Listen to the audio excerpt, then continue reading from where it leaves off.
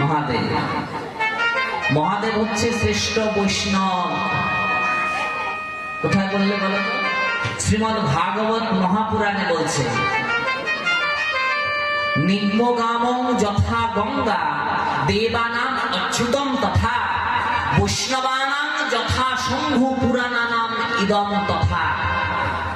বললেন, নদীদের মধ্যে যেমন গঙ্গা শ্রেষ্ঠ, দেবতাদের মধ্যে যেমন বিষ্ণু শ্রেষ্ঠ, বৈষ্ণবদের মধ্যে তেমন মহাদেব শ্রেষ্ঠ, আর পুরাণের মধ্যে ভাগবত পুরাণ হচ্ছে।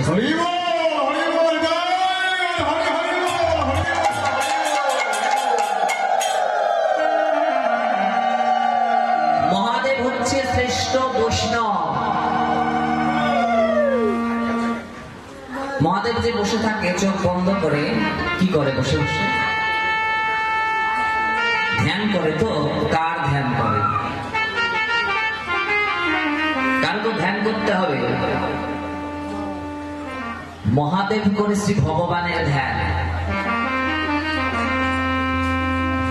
মহাদেব করে শ্রী ভগবানের ধ্যান, আর শ্রী ভগবান করে আবার মহাদেবের ধ্যান। দুজন দুজনার পরিপূরক।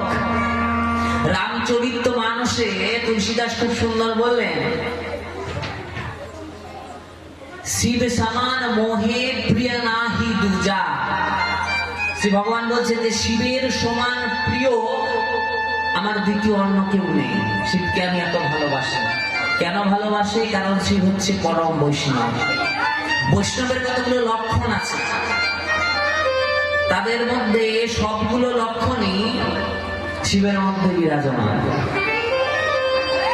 দেখে বোঝা যায় না যে নাকি শ্মশানে মশানে ঘুরে বেড়ায়, যার পোশাকের কোনো ধরন নাই, যার সাজ পোশাকের কোনো স্বচ্ছতা নাই, নির্মলতা নাই, অপবিত্র স্থান থাকে, সে কি করে বৈষ্ণব হতে পারে?